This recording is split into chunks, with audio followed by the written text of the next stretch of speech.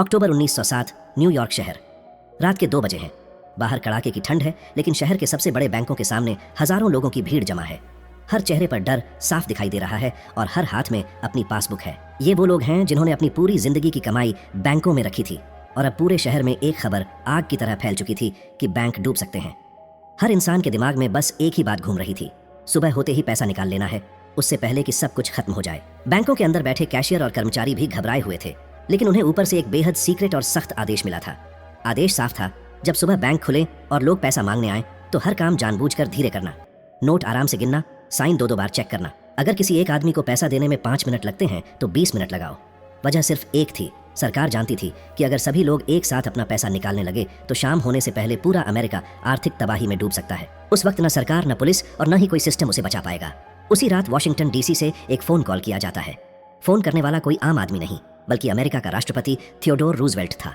वही रूजवेल्ट जिसने अपनी पूरी राजनीतिक जिंदगी एक खास आदमी को कमजोर करने में लगा दी थी, जिसकी कंपनियों को तोड़ने की कोशिश की थी और जिसे हमेशा अपना विरोधी माना था। लेकिन आज हालात ऐसे थे कि वही राष्ट्रपति उसी आदमी से कह रहा था, देश खतरे में है, सिस्टम जवाब दे चुका है, अब सिर्फ तुम हमें बचा सकते हो। दूसरी तरफ बैठा था 70 साल का एक बूढ़ा आदमी। उसे तेज सर्दी जुकाम था, लगातार खांसी आ रही थी और एक बीमारी की वजह से उसकी नाक लाल और सूजी हुई थी। लेकिन वह अपनी शानदार प्राइवेट लाइब्रेरी में आराम से बैठा सॉलिटेयर यानी ताश खेल रहा था। उसने फोन रखा, एक कार्ड मेज पर गिराया और उसके चेहरे पर कोई हैरानी नहीं थी, जैसे उसे पहले से पता था कि यह कॉल आने वाली है। उस आदमी का नाम था जेपी मॉर्गन। जेपी मॉर्गन कहा करता था, इंसान हर काम 2 वजहों से करता है, एक वजह जो सुनने में अच्छी लगती है और दूसरी वो जो असली होती है। यह सिर्फ एक अमीर इंसान की कहानी नहीं है, यह उस ताकत की कहानी है जो दिखाई नहीं देती लेकिन पूरी दुनिया को प्रभावित करती है। ये जेपी मॉर्गन की कहानी है और इसमें छिपा सच शायद आपको अंदर तक सोचने पर मजबूर कर देगा।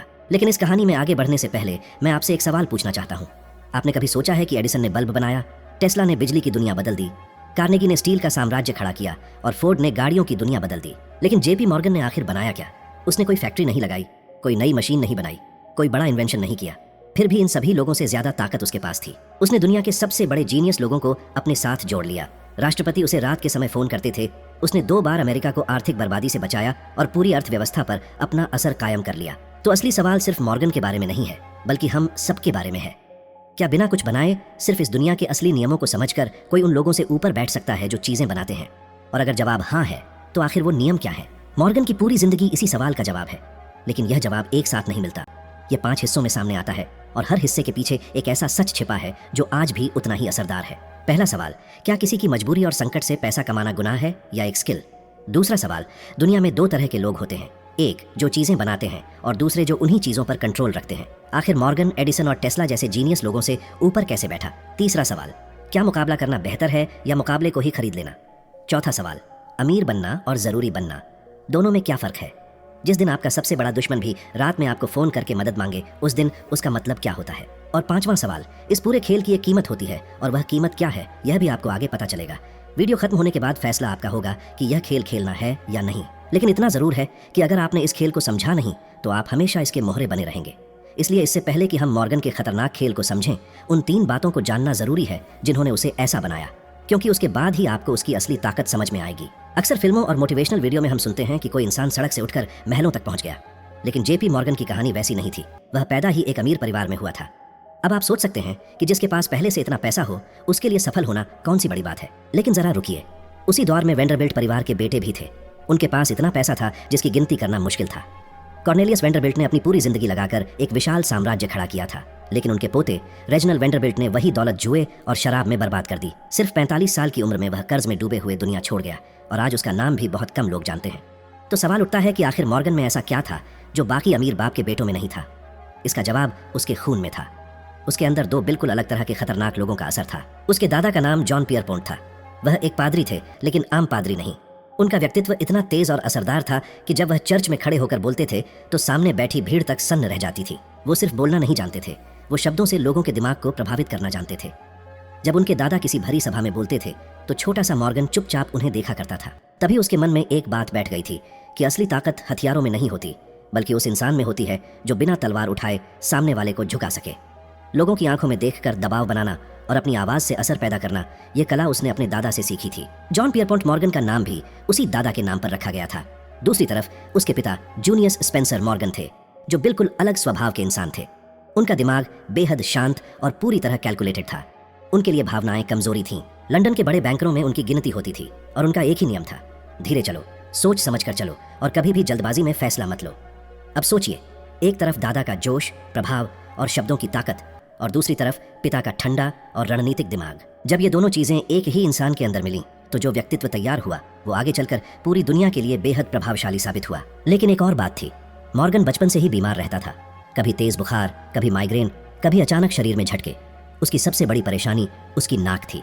उसे रोजेशिया और राइनोफाइमा जैसी बीमारियां थीं, जिनकी वजह से उसकी नाक धीरे धीरे लाल, सूजी हुई और असामान्य दिखने लगी। जब बाकी बच्चे मैदान में खेलते थे तब मॉर्गन घर के अंदर रहता था, और जो बच्चा बाहर की दुनिया से दूर हो जाता है वो धीरे धीरे अपने अंदर की दुनिया में उतरने लगता है, किताबों में, नंबरों में और सोच में।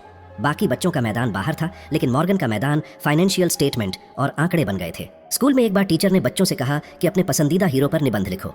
बाकी बच्चों ने जॉर्ज वॉशिंगटन और अब्राहम लिंकन जैसे नेताओं के बारे में लिखा, लेकिन मॉर्गन ने जिस इंसान को चुना वो था नेपोलियन बोनापार्ट।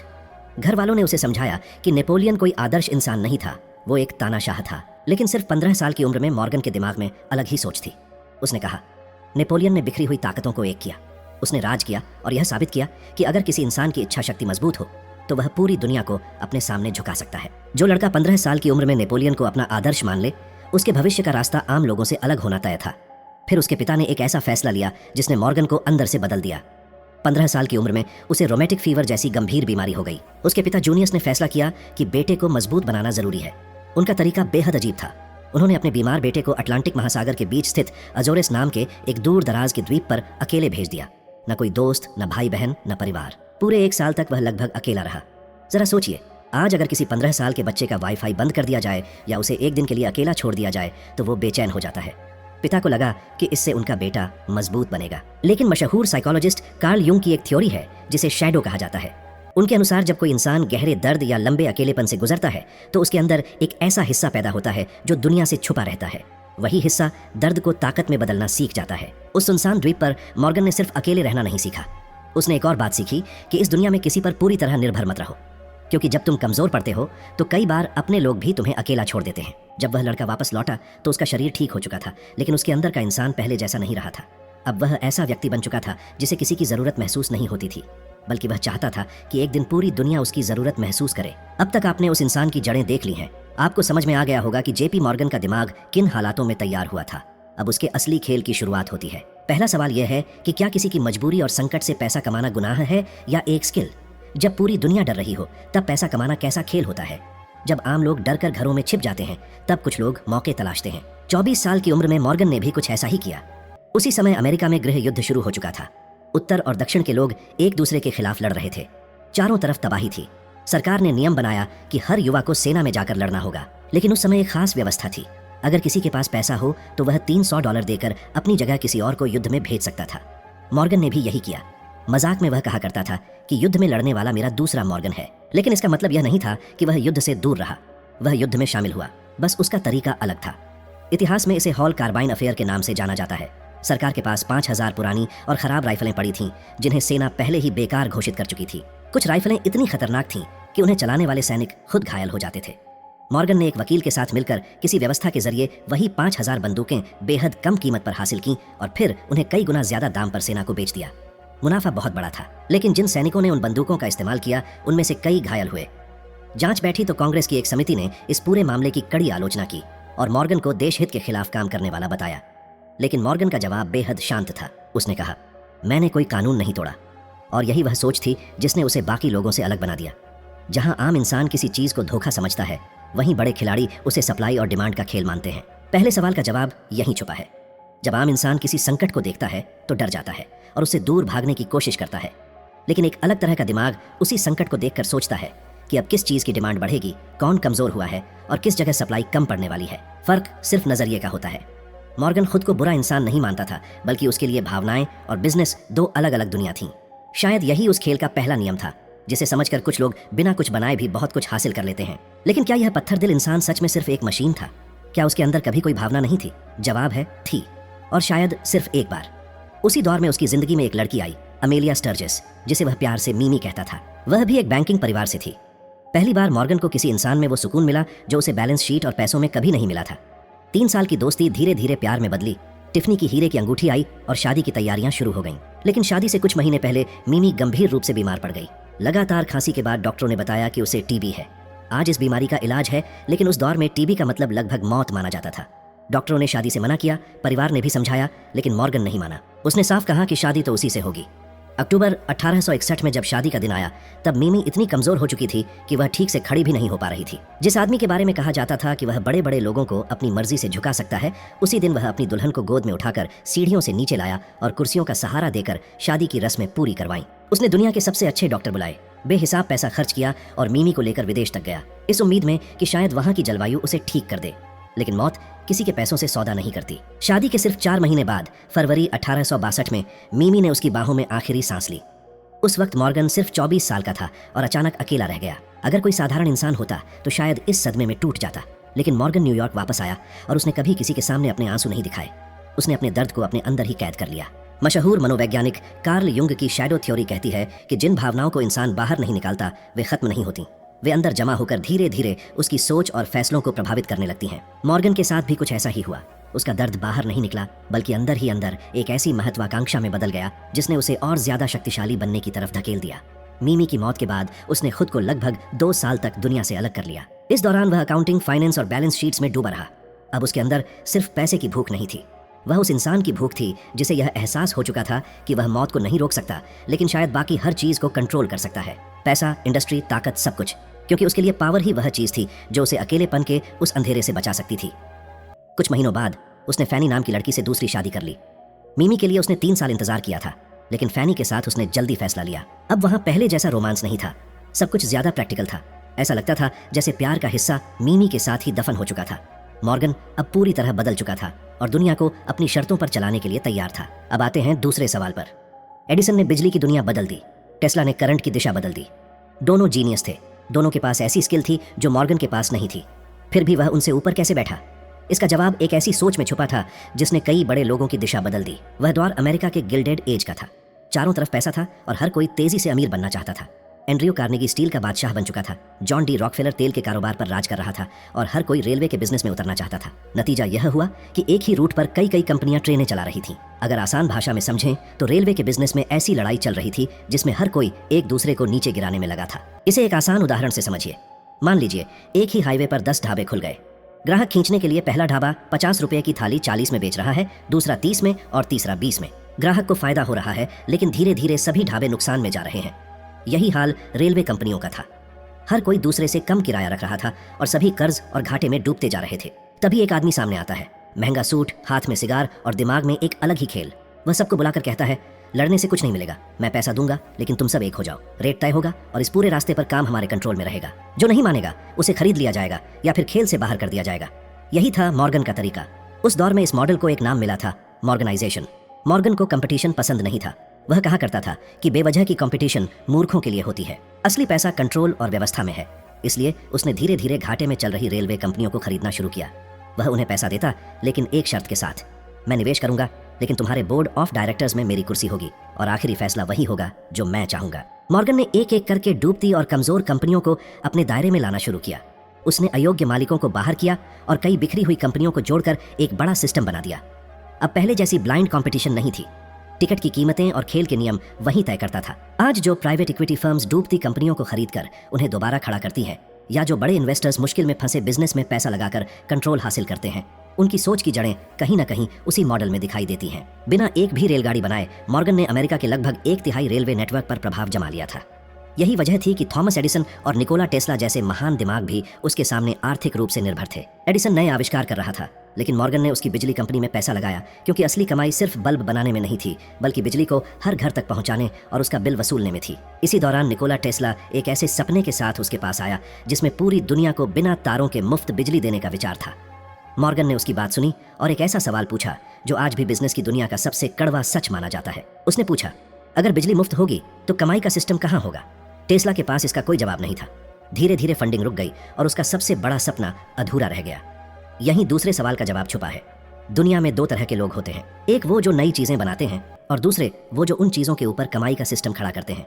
मॉर्गन ने बल्ब नहीं बनाया, लेकिन उसने उस व्यवस्था में अपनी जगह बनाई जहां से कमाई होती थी। जो चीज कंट्रोल में नहीं लाई जा सकती थी, जैसे टेस्ला का मुफ्त बिजली वाला सपना, उसे उसने कभी प्राथमिकता नहीं दी। अब एक पल के लिए आप खुद से पूछिए, क्या आपकी मेहनत पर भी किसी और का मीटर लगा हुआ है? क्या आप सिर्फ मेहनत कर रहे हैं या उस सिस्टम का हिस्सा हैं जो असली फायदा उठाता है? अब तीसरे सवाल पर आते हैं। क्या प्रतियोगिता से लड़ना बेहतर है या प्रतियोगिता को ही खत्म कर देना? यह सवाल सुनने में आसान लगता है, लेकिन इसका जवाब वही है जिसे ज्यादातर लोग कभी समझ नहीं पाते। उस समय दो बड़ी रेलवे कंपनियां पेंसिल्वेनिया और न्यूयॉर्क सेंट्रल एक दूसरे को हराने की लड़ाई में लगी हुई थीं। दोनों इतनी आक्रामक हो चुकी थीं कि खुद ही बर्बादी के करीब पहुंच गईं। इसी बीच अमेरिका की अर्थव्यवस्था पर भी खतरा मंडरा रहा था। देश के खजाने में जितना सोना होना चाहिए था उससे कहीं कम बचा था। यूरोप के निवेशक डर चुके थे और डॉलर को सोने में बदलकर वापस ले जा रहे थे। हालात इतने खराब थे कि अमेरिका के पास सिर्फ करीब 90 लाख डॉलर का सोना बचा था और अनुमान था कि कुछ ही हफ्तों में देश आर्थिक संकट में फंस सकता है। ऐसे समय में मॉर्गन ने एक योजना बनाई और राष्ट्रपति ग्रोवर क्लीवलैंड तक पहुंचाई। वह अपनी लाइब्रेरी में बैठा आराम से ताश खेल रहा था, जैसे उसे पूरा भरोसा हो कि आखिरकार राष्ट्रपति को उसकी बात माननी ही पड़ेगी। लेकिन कुछ समय बाद जवाब आया कि सरकार जनता को बॉन्ड बेचकर पैसा जुटाएगी, किसी निजी बैंकर की मदद नहीं लेगी। मॉर्गन ने तुरंत हिसाब लगाया। जनता से पैसा इकट्ठा करने में महीनों लग जाएंगे, जबकि देश के पास समय बहुत कम था। और यहीं से शुरू होने वाला था वो खेल जिसमें सिर्फ पैसा नहीं बल्कि पूरे देश का भविष्य दांव पर लगा हुआ था। अगली सुबह मॉर्गन अपनी निजी ट्रेन में बैठा और सीधे वॉशिंगटन डीसी पहुंच गया। वह व्हाइट हाउस के दरवाजे तक गया, लेकिन राष्ट्रपति ने उससे मिलने से साफ इनकार कर दिया। मॉर्गन ने गार्ड से सिर्फ इतना कहा, जाकर अपने राष्ट्रपति से कह दो कि मैं यहीं इस सोफे पर बैठा हूं और तब तक नहीं जाऊंगा जब तक वह मुझसे मिल नहीं लेते। अगले दिन सुबह राष्ट्रपति अपने मंत्रियों के साथ एक कमरे में बैठे थे और मॉर्गन भी वहीं मौजूद था। चर्चा चल ही रही थी कि तभी एक क्लर्क भागता हुआ अंदर आया। उसकी सांसें तेज चल रही थीं। उसने घबराते हुए कहा, सर, खजाने में सिर्फ 90 लाख डॉलर का सोना बचा है। कमरे में अचानक सन्नाटा छा गया। तभी मॉर्गन ने अपनी कुर्सी आगे खिसकाई और बेहद शांत आवाज में बोला, मिस्टर प्रेसिडेंट, मेरे पास एक पक्की खबर है। आज दोपहर 3 बजे 6.5 करोड़ डॉलर के गोल्ड बॉन्ड खरीदे जाएंगे। यूरोप से सोना आएगा, खजाना फिर भर जाएगा और डॉलर पर लोगों का भरोसा वापस लौट आएगा। राष्ट्रपति ने दस्तखत किए। मॉर्गन ने न्यूयॉर्क तार भेजा और सौदा तय हो गया। सबसे हैरानी की बात यह थी कि न्यूयॉर्क में यह पूरी डील सिर्फ 22 मिनट में पूरी हो गई। सिर्फ 22 मिनट। एक तरह से उसने एक दिन के लिए पूरे अमेरिका को संभाला और फिर उसे वापस उसी के हाथों में सौंप दिया। 1907 में यही कहानी दोबारा सामने आई। वही आर्थिक डर, वही गिरता हुआ शेयर बाजार और बैंकों के बाहर लगी लंबी लाइनें। राष्ट्रपति थियोडोर रूजवेल्ट ने फोन उठाया और फिर उसी आदमी को बुलाया जिससे वह हमेशा टकराता रहा था। उस समय मॉर्गन 70 साल का हो चुका था और तेज सर्दी से परेशान था, लेकिन वह फिर भी मैदान में उतरा।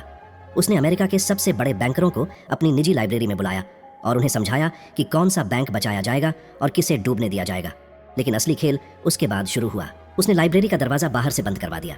अंदर देश के सबसे ताकतवर और अमीर बैंकर बैठे थे, उनके सामने कागज और पेन रखे थे और बाहर पत्रकार इंतजार कर रहे थे। उधर मॉर्गन आराम से ताश खेल रहा था। इसी दौरान अमेरिका के सबसे अमीर आदमी जॉन डी रॉकफेलर उसके पास पहुंचे और बोले, मेरी आधी दौलत ले लो, जो चाहिए ले लो, लेकिन देश को बचा लो। लेकिन मॉर्गन को उस दौलत की जरूरत नहीं थी। पूरी रात चली बातचीत के बाद उसने लाइब्रेरी में बंद उन सभी बैंकरों से अपनी शर्तें मनवा लीं। सरकार ने भी करोड़ों डॉलर की मदद दी और धीरे धीरे संकट पर काबू पा लिया। उस समय पूरे अमेरिका में एक ही बात कही जा रही थी, जब सिस्टम जवाब दे देता है तब एक आदमी खेल संभालता है। लेकिन यह सिर्फ शुरुआत थी। इसी बीच एंड्रयू कार्नेगी का विशाल स्टील साम्राज्य भी सामने था। कार्नेगी उम्र के उस पड़ाव पर पहुंच चुका था जहां वह आराम चाहता था, लेकिन उसका अहंकार भी कम नहीं था। वह मजाक में कहता था कि दुनिया में ऐसा कोई पैदा ही नहीं हुआ जो मुझे खरीद सके।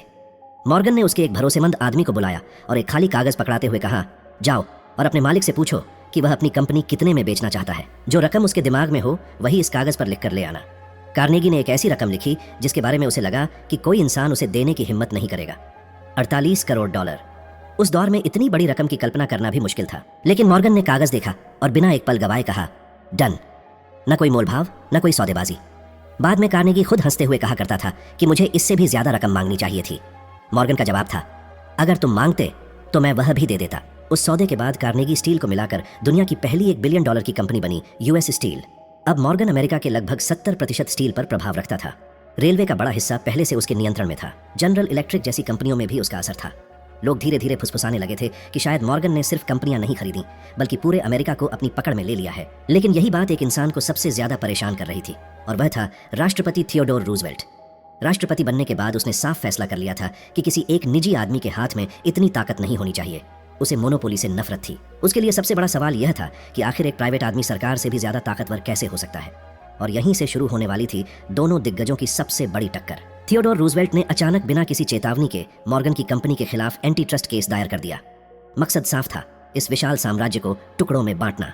मॉर्गन गुस्से से भर गया। वह सीधे व्हाइट हाउस पहुंचा और रूजवेल्ट से कहा, अगर तुम्हें मेरी कंपनी से कोई परेशानी थी तो तुमने अपने आदमी को मेरे आदमी के पास क्यों नहीं भेजा? हम बैठकर इस मामले को सुलझा लेते। लेकिन रूजवेल्ट का जवाब अलग था। उसने कहा, यही तो मैं नहीं चाहता। मैं तुम्हारे साथ समझौता नहीं करना चाहता, मैं तुम्हें रोकना चाहता हूँ। उसी पल मॉर्गन समझ गया कि सामने वाला आदमी बिकने वालों में से नहीं है।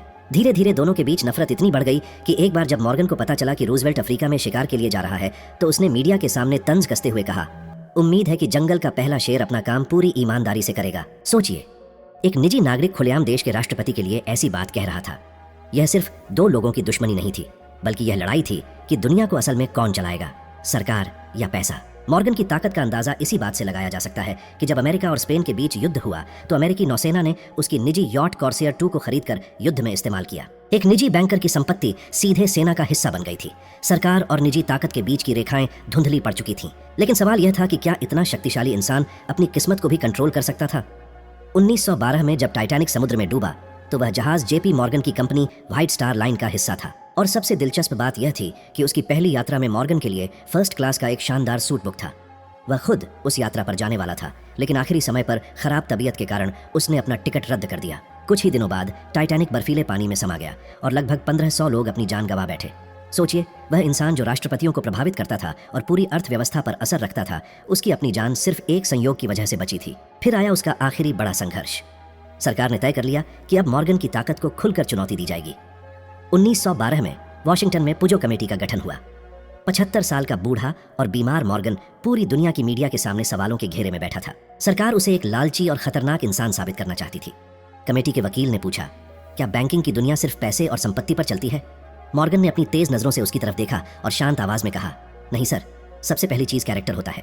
वकील ने मुस्कुराकर पूछा, पैसे से भी पहले? मॉर्गन ने जवाब दिया, पैसे से पहले, हर चीज से पहले। जिस इंसान पर मैं भरोसा नहीं कर सकता, अगर वह दुनिया के सारे बॉन्ड मेरे सामने रख दे, तब भी मैं उसे एक पैसा उधार नहीं दूंगा। उस जवाब ने पूरे माहौल को बदल दिया। लेकिन जांच के दौरान जो आंकड़े सामने आए, उन्होंने सरकार को हिला दिया। अकेला मॉर्गन 112 बड़ी कंपनियों पर प्रभाव रखता था। 341 डायरेक्टर्स उससे जुड़े हुए थे और लगभग $22 बिलियन की आर्थिक ताकत उसके प्रभाव में थी, जो उस समय अमेरिका की अर्थव्यवस्था का बहुत बड़ा हिस्सा थी। इसी डर ने आगे चलकर अमेरिका में फेडरल रिजर्व की स्थापना का रास्ता तैयार किया, ताकि भविष्य में कोई एक इंसान इतनी बड़ी आर्थिक ताकत अपने हाथों में न समेट सके। लेकिन बाहर से लोहे जैसा दिखने वाला यह आदमी अंदर से उतना मजबूत नहीं था। मॉर्गन को लोगों की राय से बहुत फर्क पड़ता था। जब अखबारों में उसके कार्टून छपते और उसे लालची राक्षस या सुअर की तरह दिखाया जाता, तो वह कई दिनों तक उदास रहता। अपनी लाल और सूजी हुई नाक को लेकर वह बेहद असहज महसूस करता था। अगर कोई फोटोग्राफर उसकी बिना इजाजत तस्वीर खींच लेता, तो वह गुस्से में उसके पीछे दौड़ पड़ता। उसकी हर तस्वीर को छपने से पहले सुधारा जाता था, ठीक वैसे ही जैसे आज लोग फिल्टर और एडिटिंग का इस्तेमाल करते हैं। सार्वजनिक रूप से वह धार्मिक और अनुशासित दिखाई देता था, लेकिन निजी जिंदगी में उसका एक अलग चेहरा था। दुनिया को नियंत्रित करने वाला आदमी कहीं न कहीं अपनी ही छवि का कैदी बन चुका था। 31 मार्च 1913 को इटली के रोम शहर के ग्रैंड होटल में 75 साल की उम्र में जेपी मॉर्गन ने आखिरी सांस ली। जब उसकी मौत की खबर अमेरिका पहुंची, तो पूरा देश कुछ समय के लिए थम गया। वॉल स्ट्रीट का झंडा आधा झुका दिया गया और न्यूयॉर्क स्टॉक एक्सचेंज कुछ समय के लिए बंद कर दिया गया। ऐसा सम्मान आमतौर पर सिर्फ राष्ट्रपतियों के लिए रखा जाता था। लेकिन असली हैरानी उसकी मौत के बाद हुई। जब उसकी संपत्ति का हिसाब लगाया गया, तो पता चला कि उसकी कुल दौलत लगभग $80 मिलियन थी। जब यह खबर जॉन डी रॉकफेलर तक पहुंची, जिसके पास उस समय $1 बिलियन से भी ज्यादा की संपत्ति थी, तो उसने अपने सेक्रेटरी की तरफ देखा और मुस्कुराते हुए एक ऐसी बात कही जिसने जेपी मॉर्गन की पूरी कहानी को एक नए नजरिए से देखने पर मजबूर कर दिया। तब जॉन डी रॉकफेलर ने एक ऐसी बात कही जो सुनने में साधारण लगती है, लेकिन उसके पीछे बहुत गहरा मतलब छिपा था। उसने कहा, लोग समझते थे कि वह दुनिया का मालिक था, लेकिन सच तो यह है कि वह सबसे अमीर आदमी भी नहीं था। अब अगर आप इस बात को शांत दिमाग से सोचेंगे, तो पाएंगे कि रॉकफेलर सही भी था और गलत भी। मॉर्गन के पास रॉकफेलर जितनी दौलत नहीं थी, क्योंकि मॉर्गन ने कभी सिर्फ पैसे जमा करने का खेल खेला ही नहीं। उसने जो जमा किया वह पैसे से कहीं ज्यादा बड़ी चीज थी। रॉकफेलर की संपत्ति बैंकों के खातों में थी, लेकिन मॉर्गन की असली ताकत उन 112 डायरेक्टर्स के दिमाग में थी, जो उसके एक इशारे पर फैसले बदल देते थे। उसकी दौलत उन बोर्ड रूम्स में थी जहां बड़े बड़े फैसले लिए जाते थे। कुछ चीजें गिनी जा सकती हैं, लेकिन कुछ सिर्फ महसूस की जा सकती हैं। पैसा गिना जाता है, लेकिन पावर महसूस की जाती है। उसकी मौत के बाद जब उसके निजी कलेक्शन को देखा गया, तो दुनिया हैरान रह गई। वहां जॉर्ज वॉशिंगटन के निजी पत्र थे, लियोनार्डो दा विंची की दुर्लभ किताबें थीं, और सबसे खास चीज थी नेपोलियन बोनापार्ट की हाथ की घड़ी। वही नेपोलियन जिसके बारे में 15 साल के मॉर्गन ने स्कूल में निबंध लिखा था। उसने वह घड़ी अपने पास रखी थी। शायद वह दुनिया को यह बताना चाहता था कि नेपोलियन चला गया, लेकिन उसका समय और उसकी सोच अभी भी जिंदा है। उसके लिए सब कुछ आखिरकार कंट्रोल का खेल था, और शायद इसी जगह इस पूरी कहानी का सबसे बड़ा जवाब छिपा है। अजोर्स के उस सुनसान द्वीप पर जिस 15 साल के लड़के को अकेला छोड़ दिया गया था, वही लड़का 75 साल की उम्र में रोम के एक होटल के कमरे में भी अंदर से उतना ही अकेला था। उसके पास एक 112 कंपनियों पर प्रभाव था, अरबों डॉलर की आर्थिक ताकत थी, राष्ट्रपतियों तक को उसकी जरूरत पड़ती थी, लेकिन अंदर कहीं वही बच्चा मौजूद था जिसे अपनी लाल और सूजी हुई नाक से शर्म आती थी, जो अखबारों में अपना मजाक उड़ता देखकर कई दिनों तक बिस्तर से नहीं उठता था, और जिसने मिमी के जाने के बाद शायद कभी किसी से सच्चा प्यार नहीं किया। यहीं इस कहानी का आखिरी सबक भी छिपा है। पावर अकेलेपन का इलाज नहीं है। कई बार पावर अकेलेपन का सबसे महंगा रूप बन जाती है। आप पूरी दुनिया खरीद सकते हैं, लेकिन अपने अंदर बैठे उस बच्चे को नहीं खरीद सकते जो अब भी किसी को ढूंढ रहा है। इसलिए यह खेल खेलना है या नहीं, यह फैसला आपका है, लेकिन इस खेल को समझे बिना इंसान अक्सर किसी और के खेल का मोहरा बना रहता है। अब आप मुझसे पूछ सकते हैं कि आखिर जेपी मॉर्गन कौन था? क्या वह एक हीरो था जिसने अपनी समझ और फैसलों से अमेरिका को 2 बार आर्थिक तबाही से बचाया, या वह एक ऐसा खिलाड़ी था जिसने अपने फायदे और अपने साम्राज्य को बचाने के लिए पूरे सिस्टम को अपने हिसाब से मोड़ा? याद है, शुरुआत में मैंने आपको उसकी एक बात बताई थी। इंसान हर काम 2 वजहों से करता है, एक वो जो सुनने में अच्छी लगती है और दूसरी वो जो असली होती है। ये कहना अच्छा लगता है कि मॉर्गन ने देश को बचाया, लेकिन यह भी सच है कि अगर देश डूबता तो उसकी अपनी कंपनियां भी डूब जाती। शायद यही असली वजह थी। असल दुनिया में जो लोग सत्ता के सबसे ऊंचे शिखर पर बैठते हैं, वे पूरी तरह अच्छे या बुरे नहीं होते। वे काले और सफेद के बीच कहीं मौजूद होते हैं। आज जेपी मॉर्गन चेस दुनिया के सबसे बड़े बैंकों में से एक है। आधुनिक दुनिया के कई बड़े खिलाड़ी, चाहे वे टेक्नोलॉजी, फाइनेंस या इन्वेस्टमेंट की दुनिया में हों, किसी न किसी रूप में उसी सोच का इस्तेमाल करते हैं जिसमें बिखरी हुई चीजों को जोड़कर उन पर प्रभाव बनाया जाता है। लगभग 120 साल पहले जिस रास्ते पर वह लाल नाक वाला बूढ़ा चला था, उसकी गूंज आज भी सुनाई देती है। अजोर्स के उस सुनसान द्वीप से लेकर रोम के उस होटल के कमरे तक मॉर्गन की जिंदगी का सबसे बड़ा सच शायद यही था कि वह अंदर से हमेशा अकेला रहा। क्योंकि जो इंसान सत्ता के पहाड़ की सबसे ऊंची चोटी पर पहुंच जाता है, उसके आसपास अक्सर बहुत लोग होते हैं, लेकिन उसके बराबर खड़े होने वाला शायद ही कोई होता है। अगर पावर, इंसानी मनोविज्ञान और इस पूरी कहानी ने आपको सोचने पर मजबूर किया हो, तो कमेंट में मुझे सिर्फ इतना बताइए, आपके हिसाब से आज के भारत में क्या कोई ऐसा इंसान है जो खुद बहुत कम चीजें बनाता हो, लेकिन पर्दे के पीछे रहकर बहुत कुछ प्रभावित करता हो? अगर आपको यह कहानी हैरान कर गई तो अब सोचिए